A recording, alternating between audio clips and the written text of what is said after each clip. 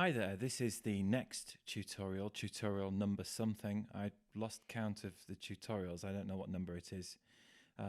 It's probably 5, I think. Might be 5. In this one, I'm going to talk about taking lettering to the next level and doing things that really you can only do in vector drawing programs like Affinity Designer or Illustrator. Now, in my case, I want the letter, the first O here, I want that to look like the moon. So how on earth do we do that? Well, very interestingly and excitingly, in Affinity, if I click on some text, and you can see that this is the text layer, and it's telling me that this is a text layer. It's a proper text layer. It has an A there, meaning if I double click on it, I can edit it if I wanted to do that. But what we can do is we can right click on it and convert to curves. What does that mean? Well, what that means is that the letters have now been turned into vector objects. Here they all are. It's grouped them for me because it kind of assumes to begin with that I want them in a group. And if I expand the group in the layers panel, there's all the letters that make up those words. And if I right click again, I can ungroup all. And now each letter is a free agent. I can put it wherever I want. Look, put an N on the cow if I wanted to do that. Command and Z to undo. So the letters have now become free agents. And that means that this O here can be whatever I want it to be. So let's just zoom in and have a look at this guy. There he is. Now, how do I go about doing that? There are, as usual, many ways of doing it, but this is the way that I think is best to do it. At the moment, it's green, and I want it to be white. So the first thing I'm going to do is click on the fill for this particular object, and I'm going to make it white.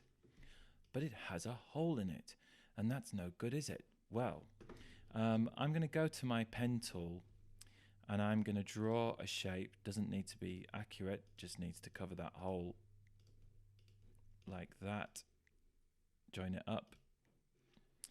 And I've created an object which I can also make white. Now that's okay, that's fine, but it's not proper because they are two objects and they don't need to be two objects. So I'm going to bring it up so that it's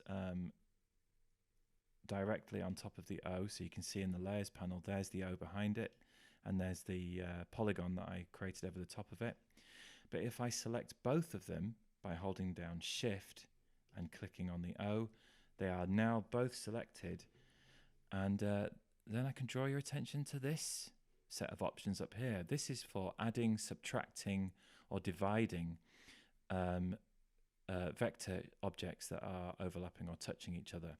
And what I want to do is add them together. So if I click there, boom, they just become one thing. So now they are just one object, a white circle. It's almost a circle. It's not quite a circle, but it's nearly a circle. But yeah, that's another good thing to show you actually at this point. If we look at, what would it be under? Oh, it's down here. Look, it's just down there. Transform, the transform options.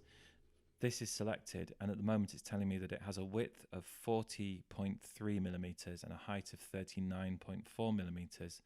Well, the moon is round, isn't it? So why don't we make that?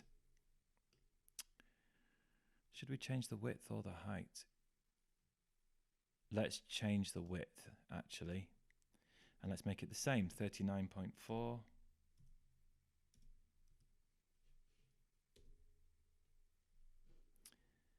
Did you see that? See, nobody would have even noticed that, but that's the kind of thing that would have bugged me forever. The moon is round. It should be round. There it is. Now, the moon, I don't know if you've noticed this about the, about the moon. Have you ever looked at the moon? I'm sure you've looked at the moon. It kind of glows, doesn't it? So I want it to glow. How do you do that? Well, look looky what we got here. Outer glow. Now this is in the effects panel. And again, this I could put this wherever I wanted to. Let's put it there. And I can, if I want to, make it glow. So I'm going to check the outer glow, because it's an outer glow that we're doing. And I'm going to move the radius so that it goes kind of wide. How much does the moon glow? That's not a trick question. Does it glow that much? Yeah, that does it, doesn't it? Maybe just a touch. Maybe it needs to be just slightly more subtle. Yeah, that'll do. That'll do for me. That'll do, donkey. So just going back to the it's this one. Now it's telling us now that it has a special effect on it. Can you see it says FX there? So it's telling us that there is an effect on there. And what I might also do is change the layer style for the moon to lighten, because I think that will look better. You might just put the effects back in there. Okay, so that's nice. So there we go. And of course, grouping and ungrouping things is also important to get into the habit of doing. Now that I've done everything that I want to do to these letters, I do want to group them again. So I can just go to my move tool and I can drag a box. It needs to go around all of them like that.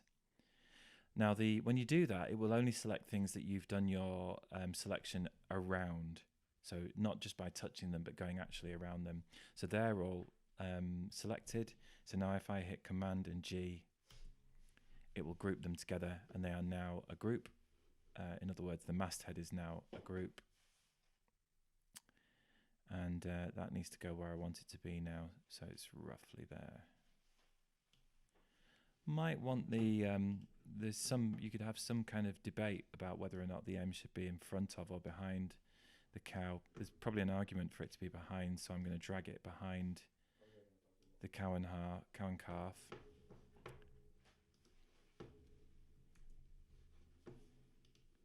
And that's that. So in the next one, we will talk about frame text for doing the credit block down at the bottom. See you in the next video.